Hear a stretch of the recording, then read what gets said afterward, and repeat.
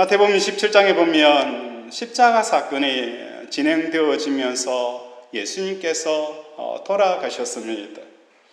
이 죽을 때까지의 과정을 자세히 살펴보게 되어지면 두드러진 특징이 하나가 있습니다. 그게 뭘까요? 예수님께서 십자가를 지는 것, 그걸 너무나도 두려워하셨다는 거예요.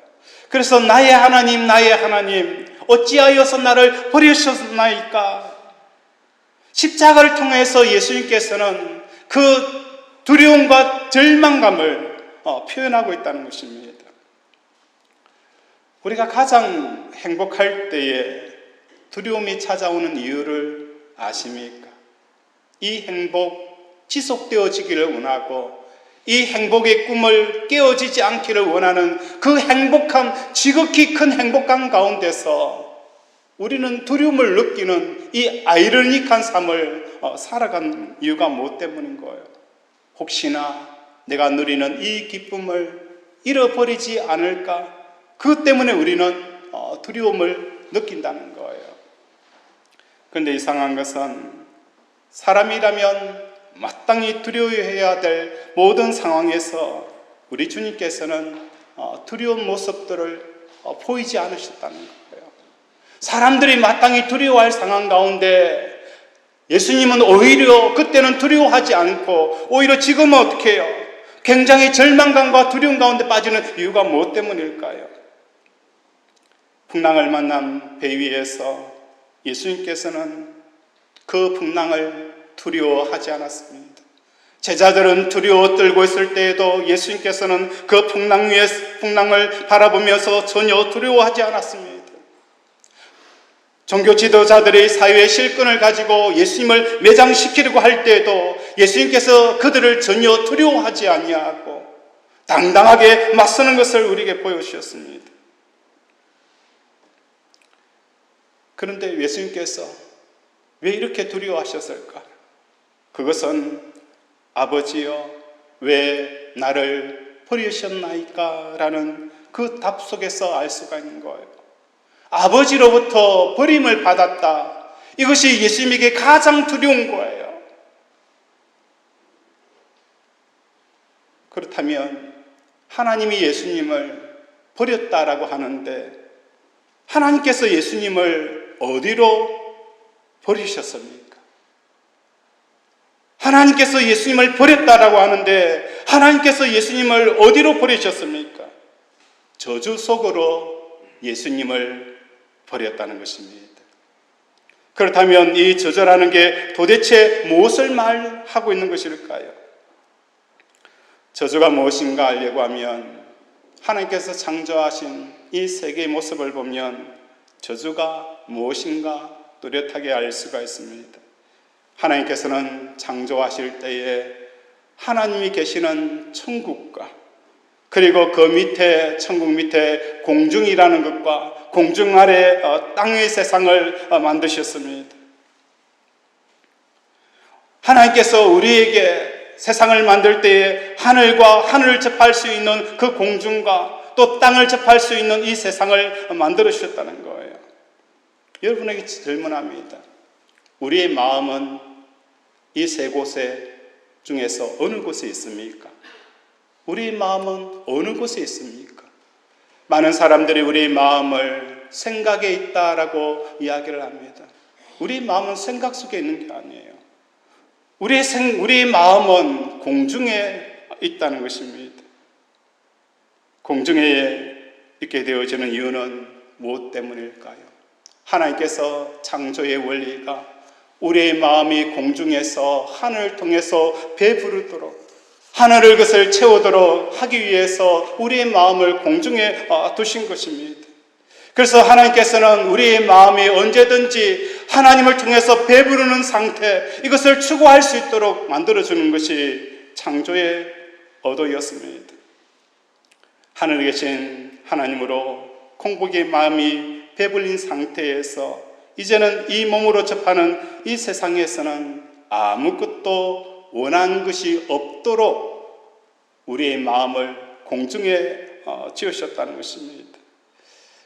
주기도문 가운데 뜻이 하늘에서 이루어진 것 같이 땅에서도 이루어지도록 너희는 이렇게 기도하라라고 말씀하였습니다. 우리에게 주기도문을 통하여서 너희는 이렇게 기도하라라고 하신 뜻이 하늘에서 이루어진 것 같이 땅에서 이루어지라라는 이 기도는 어떤 의미를 지니고 있는 거예요?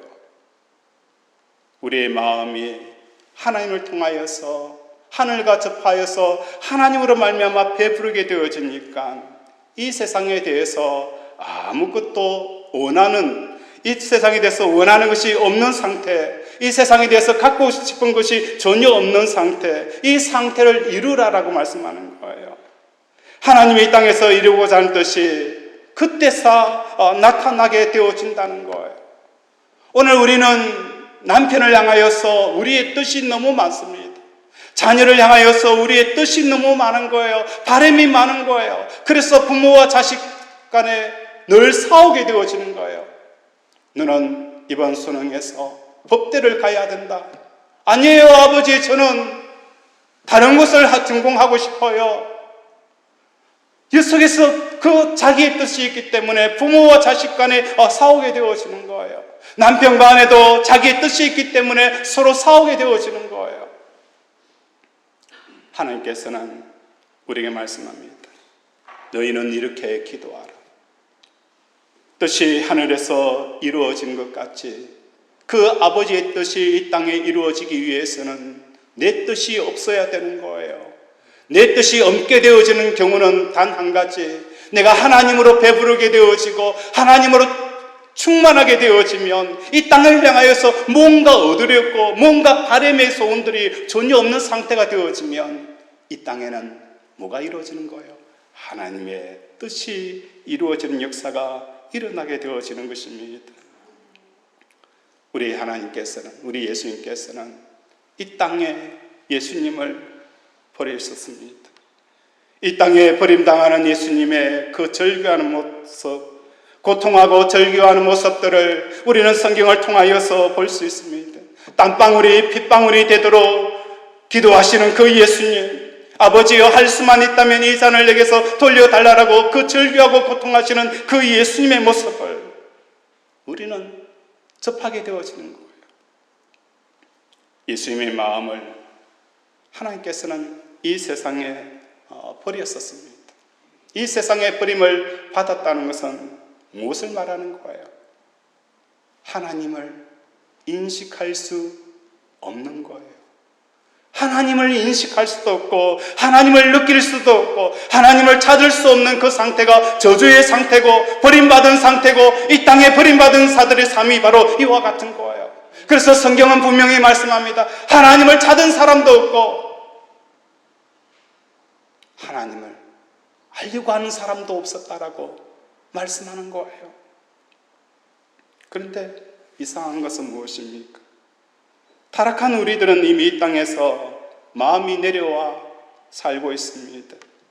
이 땅에 마음이 내려져 보내는데 우리는 이미 이 땅에 내려 보내졌음에도 불구하고 이 삶이 전혀 불편하지가 않다는 거예요. 전혀 고통스럽지가 않다는 거예요. 아주 편하게 이 땅을 살아가는 거예요. 예수님 입장에 보았을 때 이 땅의 삶, 하나님이 없이 살아가는 이 땅의 삶은 저주의 삶이고 고통과 절규하는 부르짖음이 있었던 그 삶이었는데 우리는 전혀 저주받은 삶이라고 느끼지 아니하고 절규하지도 않고 고통하지 않는 우리의 모습을 보면 예수님의 모습과 정반대의 모습이기에 참 이상한 형상이라는 것입니다. 왜 그렇게 되어졌습니까? 우리의 마음이, 이 공복의 마음이 이 세상에 있는 그 사람들과의 사귐을 통해서 배를 부르게 하든지 돈을 많이 모아서 배부르고 하든지 권력 잡은 사람들을 통해서 배를 부르고 하든지 이 땅의 것으로 말미암아 내가 배부른 상태가 되어져 버렸기 때문에 전혀 어색하지도 않고 너무 익숙한 삶이 되어져 버렸다는 것입니다. 여기서 사랑과의 사귐을 사귀지 말라 그런 뜻이 아닙니다. 사랑과의 사귐을 통하여서 그것을 제일의 기쁨으로 삼지 말라는 거예요. 사람과의 사귐을 사귀지 말라, 그게 아니에요. 사람의 사귐을 통해서 내가 기쁨을 얻고 위로를 얻는 것보다도 하나님을 통해서 제일 위로를 하나님으로 먼저 삼으라라고 말씀을 하는 거예요. 돈을 벌지 말라, 그게 아닙니다.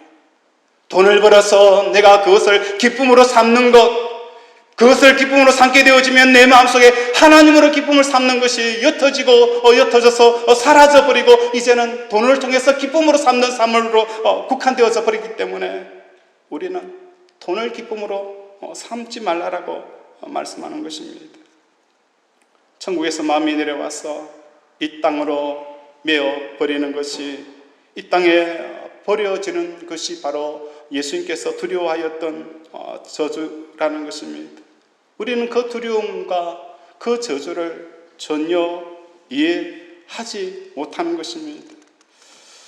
이러한 내용을 조금 더 구체적으로 설명하고 있는 것이 요한복음 5장의 38년 된 병자의 이야기를 들어서 예수님께서 설명을 합니다. 예수님께서 명절에 하나님을 찾아오는 사람들의 마음속을 가만히 들여보았습니다.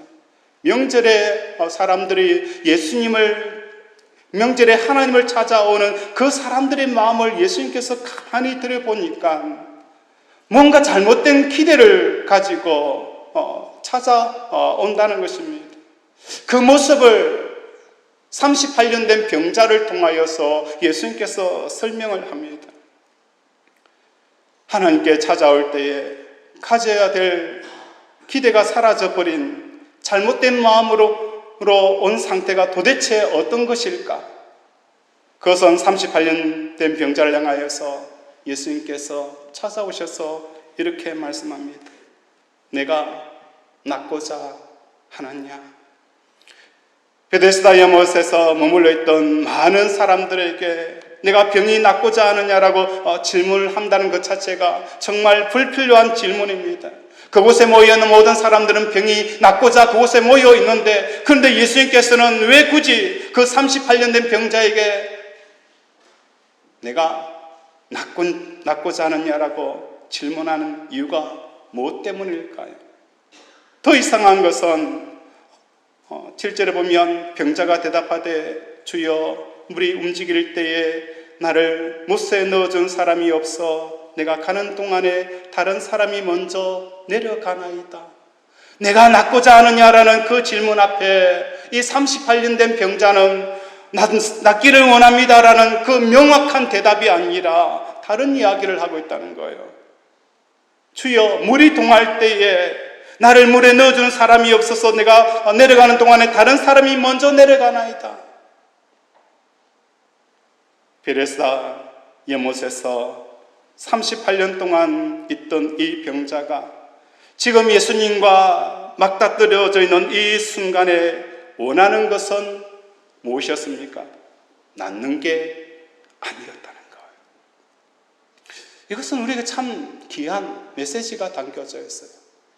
이 38년 된 병자들, 베데스다 연못이라는 것은 이 땅을 살아가는 모든 사람들의 축소판이라는 거예요.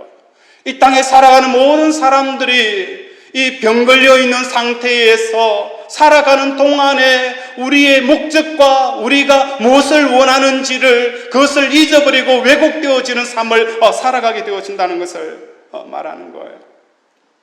이들은 38년 된 병자처럼 이 세상의 베데스다 연못에 버려져 있는 순간 우리가 원하는 것이 바뀌어져 버리는 것을 볼 수가 있다는 거예요. 정말 기가 막힌 일이 아닙니까? 베데스다 연못에서 병이 낫는 조건으로 사람들이 제시하고 있는 것이 무엇이냐 하면 베데스다 연못이 움직일 때에 제일 먼저 들어가는 것이 그들이 원하는 소원이었다는 것입니다. 그래서 주님께서 물어보십니다. 병이 낫기를 원하느냐? 병이 낫기를 원하는 게 아니라 물이 움직일 때에 첫 번째로 들어가는 것이 내가 원하는 것입니다. 38년 동안 이 환자는 수백 번 아마 시도를 하였을 것입니다. 내가 낫기를 위해서 저 우물 속에 들어가기 위해서 수백 번씩 시도하고 또 시도하였을 것입니다. 어떤 때는 옆에 있는 사람들에게 도움을 청하면서 내가 저 문 속에 들어갈 수 있도록 나를 도와주세요. 또 친척을 동원하기도 하고 사람들을 동원하여서 내가 저 문 속에 들어가서 그 물이 동할 때 내가 가장 먼저 들어가기를 원합니다. 수없이 많은 노력을 하고 또 시도를 해보았다는 거예요. 오늘 우리 또 이 땅에 태어나면서 지금 20년, 30년, 50년, 70년, 80년을 살아오면서 우리는 행복하기를 원하여서 수없이 많은 시도를 하고 또 시도를 하였습니다. 행복을 찾기 위해서 우리는 시도하고 또 시도하면서 그 시도들이 무참하게 밟히고 또 밟히고 깨어지는 것을 경험하면서 우리의 소원이 어떻게 되어지는 거예요?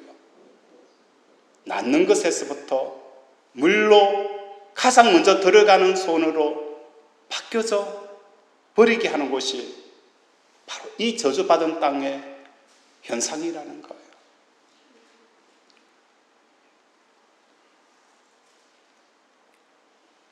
물이 움직일 때마다 그때마다 못 들어가면서 이 사람의 손이 무엇으로 바뀌었습니까? 물에 한번 들어가 보았으면 좋겠다. 낫든 안 낫든 이제는 그것도 신경 쓰지 않는다. 내가 병에 걸려 죽든 죽지 않든 내가 물 속에 한번 들어가 보았으면 좋겠다. 그것도 제일 먼저 들어갔으면 좋겠다라는 손으로 바뀌었다는 거예요.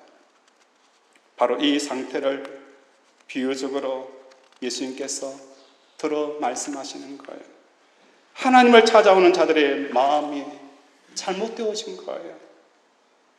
하나님을 찾아오는 사람들이 처음엔 하나님을 통해서 내가 행복하기를 원합니다 라고 하나님 앞에 나와왔습니다.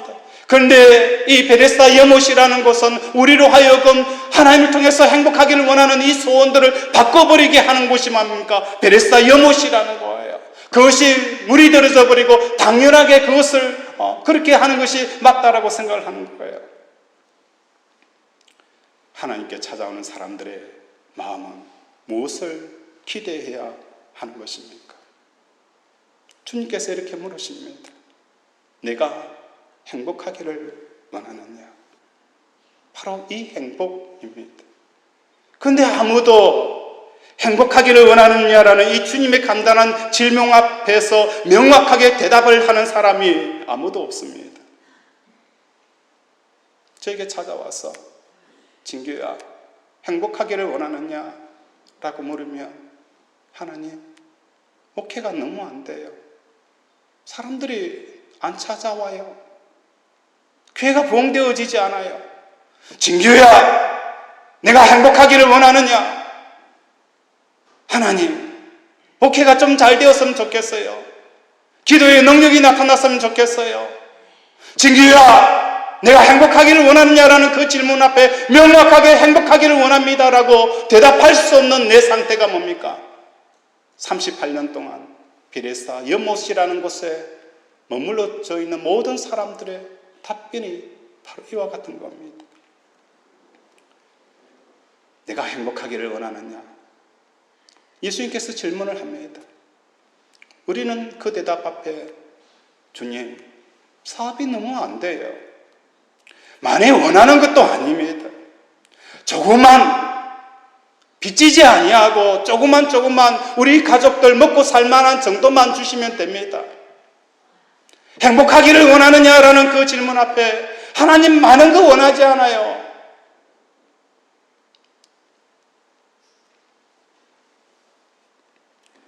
정확한 대답을 아무도 할 수 없도록 만들어버리는 것이 베데스다 연못이고 우리가 살아가는 이 세상이라는 것입니다. 우리 예수님께서 이 세상에 오셨습니다. 오셔서 우리를 어디로 인도하는 것입니까? 하나님께서 우리를 하나님 아버지에게로 내가 너희를 위하여서 처소를 예비하러 간다라고 말씀하였습니다. 그 예비된 처소로 우리를 인도하기 위해서 이 세상에 왔습니다. 하나님께로 이끌림 받는 사람들의 마음의 기대가 그때도 전혀 엉뚱한 것이 되어져 버린 거예요. 행복하기를 원하느냐라는 이 질문 앞에 네라고 대답을 하면 됩니다. 네라고 대답을 하면 되는 것입니다. 행복하기를 원하느냐? 빚더미에 있어도 빚청산해 주세요 하지 말고 행복하기를 원합니다. 행복하기를 원합니다 라고 우리가 답변하는 저와 여러분이 되어지기를 원합니다. 일이 안 되어서 사업이 적게 되어진 일이 생겨도 기사회생 하게 해달라고 그렇게 답하지 않기를 원합니다. 우리가 하나님을 만나려고 하는 자들에게 요구되어지는 그 갈망이 무엇입니까? 내가 낫기를 원합니다. 내가 행복하기를 원합니다. 이것이 바로 우리가 주님 앞에서 대답해야 될 답변이고 우리가 하나님 앞에서 답해야 될 답변이라는 것을 우리가 오늘도 깨닫는 시간이 되어지길 원합니다. 하나님과 만남이 우리의 회복의 길입니다. 하나님과의 만남이 우리가 행복할 수 있는 그 회복의 길이라는 거예요.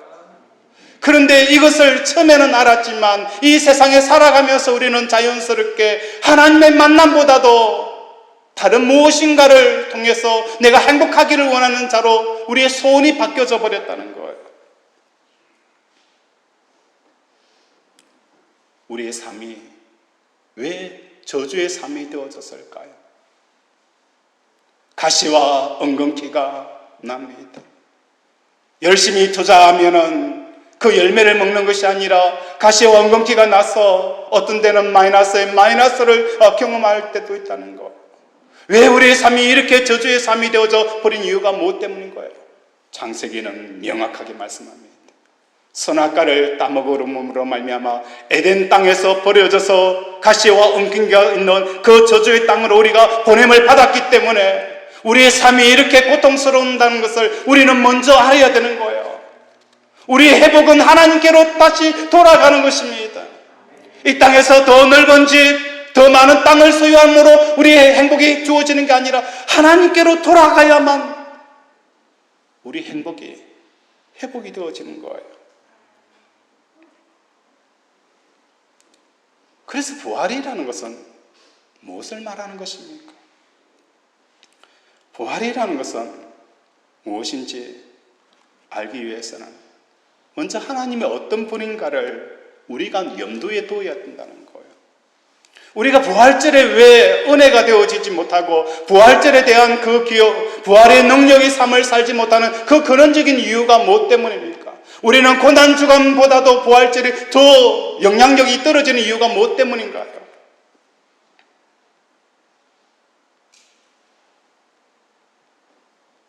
부활이라는 것은 하나님이 어떤 분인가를 우리가 염두에 두면 알게 되어지는 거예요. 하나님은 우리의 육체를 통해서 보이지도 않고 들리지도 않고 만지지도 않은 분이 뭡니까? 우리 하나님이십니다. 그래서 부활은 육체와는 다른 새로운 몸을 입는 것입니다. 부활이라는 것은 뭘 말하는 거예요? 우리의 육체로 하나님을 인식하고 하나님을 경험하고 하나님을 체험하기에는 너무나도 많은 제한과 한계성을 가지고 있는 거예요.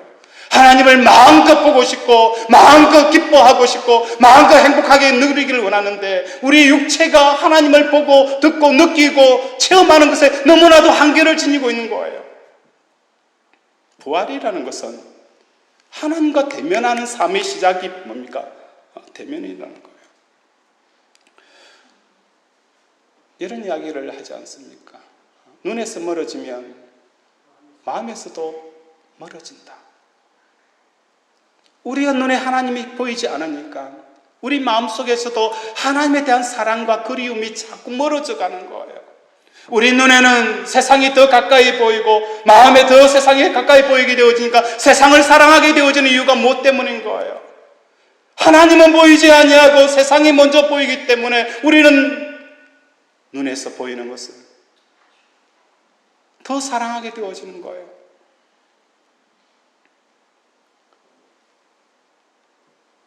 부활은 하나님과의 만남이기에 하나님에 대한 그리움과 사랑을 전제로 합니다. 이것이 전제되어지지 않으면 부활의 참 의미가 전혀 이해할 수가 없는 것입니다. 많은 사람들이 교리적인 차원에서 부활에 대한 질문을 합니다. 목사님, 교리적으로 부활이 무엇입니까?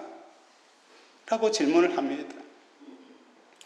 이 부활은 하나님과의 만남과 하나님과 함께 사는 삶의 시작이기 때문에 하나님에 대한 사랑이 없다면 부활에 대한 어떤 지식도 아무런 의미가 없는 것입니다.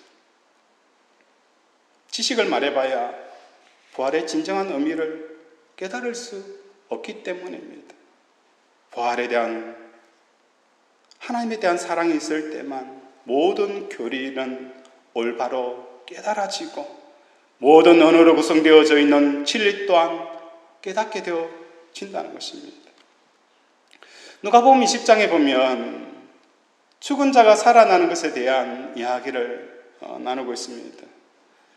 20장에 보면 바리새인과 사두개인들이 부활 논쟁을 하게 되었어요. 그 부활 논쟁 가운데서 예수님께서 바리새인과 사두개인들을 통하여서 부활이 뭔지, 성경이 말씀하고 있는 부활이 뭔가에 대해서 말씀합니다. 죽은 자가 살아나는 것은 27절에 이렇게 표현합니다. 모세가 가시떨기 나무에 관한 글에서 주를 아브라함의 하나님이요 이삭의 하나님이요 야곱의 하나님이시라 칭하였나니 하나님은 죽은 자의 하나님이 아니요 살아있는 자의 하나님이시니라. 하나님에게는 모든 사람이 살아느니라 하시니라 라고 말씀하는 거예요. 부활은 곧 무엇을 말하는 거예요?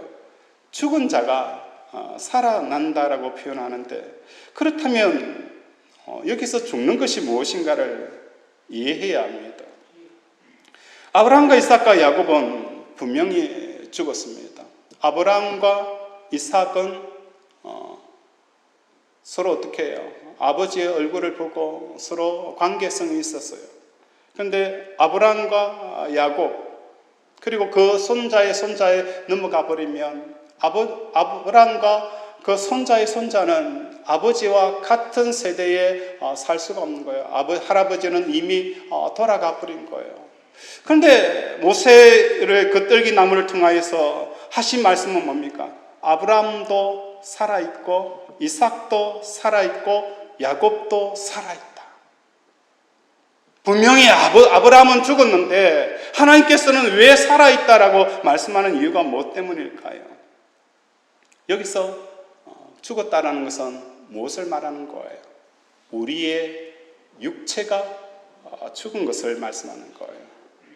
우리의 육체가 죽었지만 우리의 마음은 하나님 앞에서 모든 것이 살아있다. 이게 뭐예요? 모든 사람들은 하나님 앞에서 다 살아있는 존재입니다. 우리의 할아버지도 뭐예요? 살아있어요. 육체는 흙에 묻혀서 흙으로 돌아간지는 몰라도 하나님 보시기에는 사람이라는 존재는 뭡니까? 마음이라는 거예요. 그걸 혼이라고도 표현합니다. 우리의 몸은 고정 IP가 아닙니다. 우리의 한 사람에게 고정 IP가 있어요. 우리 몸은 고정 IP가 아닌 거예요.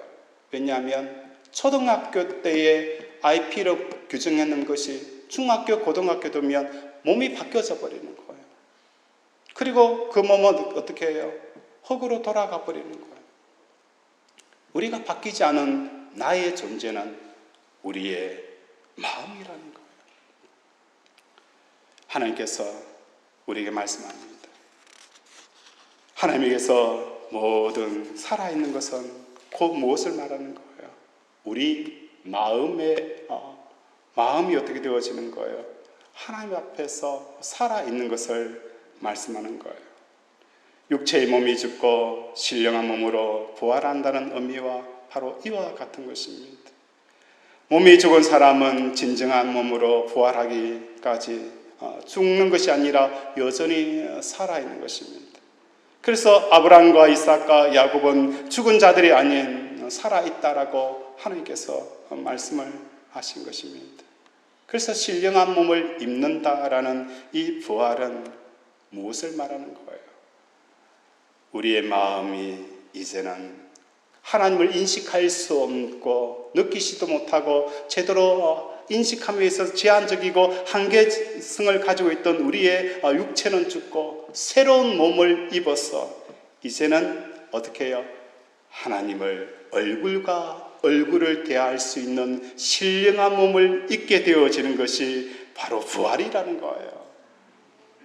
이제는 우리가 부활함으로 말미암아 하나님을 통해서 얼굴과 얼굴을 대하듯이 명확하게 하나님의 음성을 가감없이 들을 수 있는 그 신령한 몸을 입게 되어지는 게 부활이라는 거예요. 그렇기 때문에 하나님을 사랑하지 않는 사람에게는 이 부활의 의미가 전혀 의미가 없는 거예요. 하나님을 미워하는 사람에게 하나님을 인식하고 더 뚜렷하게 인식할 수 있는 이 부활의 몸을 입는다는 것은 무슨 의미가 있을까요? 의미가 없지 않습니까? 부활을 사모하는 사람들, 이 부활을 사모하는 사람들은 하나님을 너무너무 사랑하고 싶고 하나님을 통해서 함께하고 싶고 하나님을 통해서 오는 그 기쁨과 하나님을 통해서 충만하기를 원하는 사람들이 이제는 그 한계성이 깨어져 버리고 마음껏 하나님을 인식할 수 있는 그 부활체를 입게 되어진다는 것, 이게 얼마나 감격입니까? 이것이 얼마나 기쁨이 되어집니까? 하나님의 살아계심을 리얼하게 느끼는 그 거룩한 몸, 그것을 우리가 사모하는 것이 뭡니까? 부활이라는 거예요. 부활절을 지키는 의미라는 것입니다. 그래서 하나님을 사랑하지 않는데 부활의 무슨 의미를 이야기할 수 있고, 하나님을 그리워하지 않는 사람, 하나님을 갈망하지 않는 사람들에게는 이 부활의 의미가 그냥 지나가게 되어진다는 거예요. 다시 말해서 본문으로 돌아갑니다. 처음으로 돌아갑니다. 우리가 부활절을 지키시면 부활절에 대한 그 기억들이 없는 이유가 무엇 때문입니까? 너희 속에 하나님을 사랑하는 것이 없느니라. 너희 속에 하나님을 사랑하는 것이 없느니라. 하나님을 사랑하는 그 마음들이 우리 속에 차고 넘치게 되어지면 하나님을 인식할 수 있고 느낄 수 있고 100% 다 들을 수 있는 그 몸을 사모하게 되어진다는 거예요. 오늘 우리는 사두개인처럼 바리새인처럼 이 땅의 것에 대해서 너무나도 많은 마음을 빼앗겨 버리는 것이 바로 우리들의 모습이고, 38년 된 병자처럼 이 땅을 살아가면서 내가 행복하기를 원하느냐라는 이 질문 앞에서 우리의 그 소원들이 바뀌어져 버린 것이 바로 여기 있기 때문에 부활의 기쁨들이, 그 사모함들이 사라졌다는 것을 깨닫는 저와 여러분이 되어지기를 바랍니다. 부활은 하나님을 사랑하는 자들에게 주어지는 놀라운 은혜입니다. 우리 복음성가 33장을 한번 부르겠습니다. 33장, 주님 다시 오실 때까지.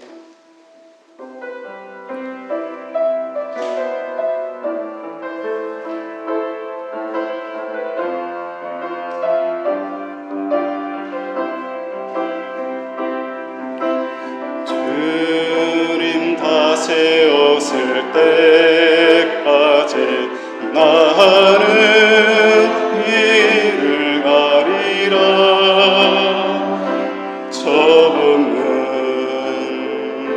좁은 길 나의 십자가 지고 나의 가는 일 끝에서 나는 주님을 보리라. 영광의 내 주님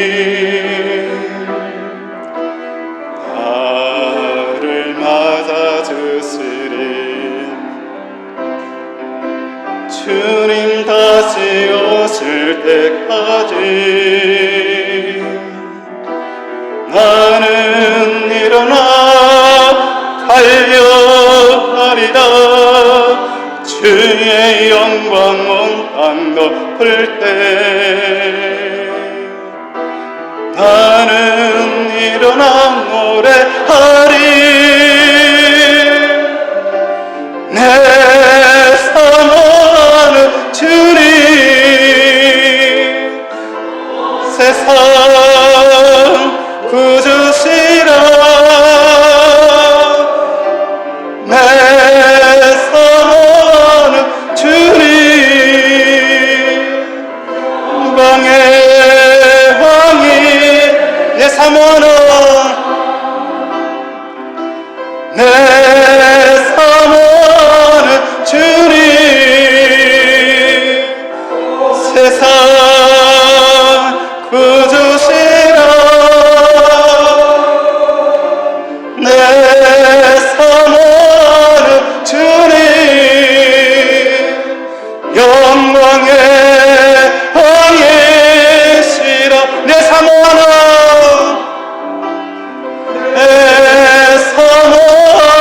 주님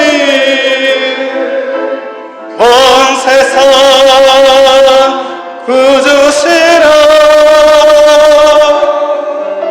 내 사모하는 주님 영광의 왕이시라.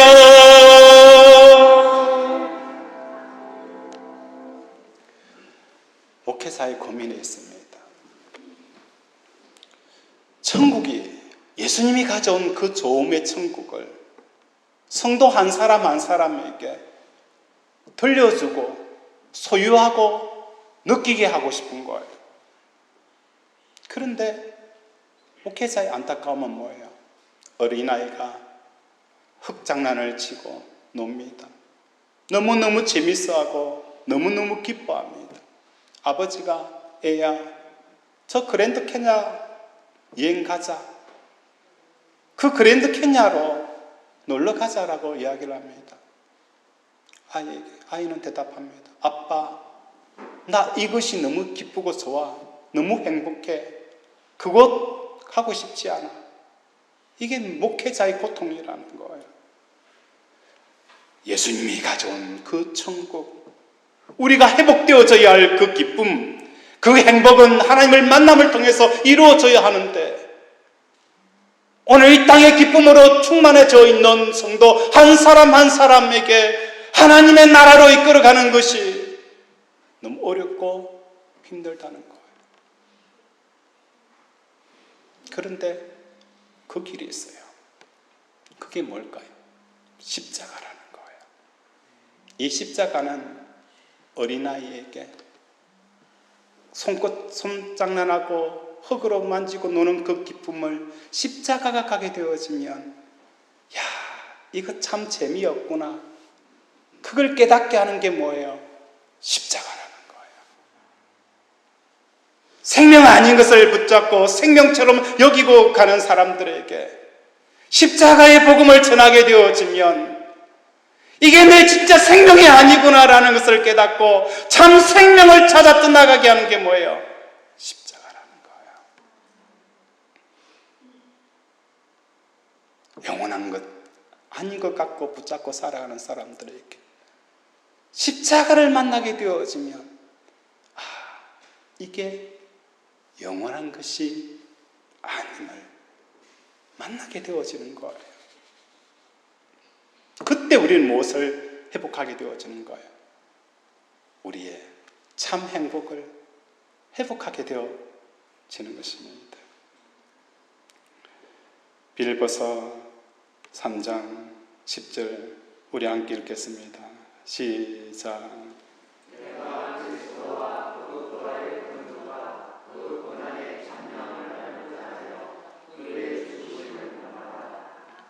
11절에는 이렇게 말씀합니다. 어떻게 해서든지 죽은 자 가운데서 부활에 이르러 하노라. 그리스도와 부활의 권능과 그 고난의 참여함을 알고자 하여 그의 죽으심을 본받아 어떻게 하든지 죽은 자 가운데 부활에 이르려 함으로 하나님과 통해서 오는 그 기쁨과 만족이 얼마나 크고 생생하고 뚜렷한 것을 우리는 부활체를 통해서 가감없이 받아들이기 때문에 사도 바울은 어떻게 해요? 나는 날마다 죽노라. 그 부활의 기쁨, 하나님을 알아가고 내가 하나님을 아는 고상한 지식을 얻기 위해서 모든 것을 다 뺏음물로 여기는 이유가 바로 여기 있는 거예요. 부활의 능력이라는 것은 뭘 말하는 것일까요? 하나님을 얻고 하나님과 연합하고 하나님과 행복하게 되어지는 것을 위해서 모든 것들을 버릴 수 있는 그 능력이 뭡니까? 부활의 능력이라는 거예요. 산을 옮기는 거 아닙니다. 바다를 옮기는 게 아니에요. 예수 그리스도를 더 사랑하고 더 행복해하고 더 누리고 더 많이 가지기 위해서 내가 가진 모든 것들을 버릴 수 있는 그것은 부활의 능력이라는 거예요. 제가 예수를 믿고 교회를 다니는 것을 저희 아버지가 눈치를 채셨어요. 그래서 제사가 딱 되어지면 시골의 제사는 12시에 제사를 지내지 않습니까? 그러면 제가 그때 예수를 막 믿고 교회를 다니게 되어지니까 아버지가 눈치를 주셨었어요. 그래서 제삿날 어떻게 하든지 저를 제사상 앞에 절을 시키기 위해서 저를 항상 부르시는 거예요. 그런데 저는 한 11시 10분 되어지면 제사를 안 지내려고 동네 논둑과 산으로 막 이렇게 다닙니다. 그러면 저희 아버지는 12시 되면 제사를 지내면 그 이후에 들어가면 제사가 다 마쳤겠지라고 생각하고 했는데 아버지는 사람들을 불러가지고 저를 막 부르는 거예요. 불러가지고 결국은 저를 잡아와서 제사상 앞에서 저를 제사 지내도록 하는 거예요. 제가 왜 신학교를 갔느냐? 너무너무 제사 지내기 싫은 거예요. 하나님을 너무 사랑하다 보니까 제사 지내는 게 너무너무 싫은 거예요. 산으로 뛰쳐나갔어요. 들로 뛰쳐나갔어요. 하나님을 사랑하기 때문에 제사 지내는 것이 너무나 싫었어요. 그래서 신학교를 가고 목회자가 되어진 거예요. 부활의 능력이라는 것은 예수를 더 얻기 위해서 내가 그렇게 소중한 것을 끊을 수 있는 능력, 이게 부활의 능력인 거예요.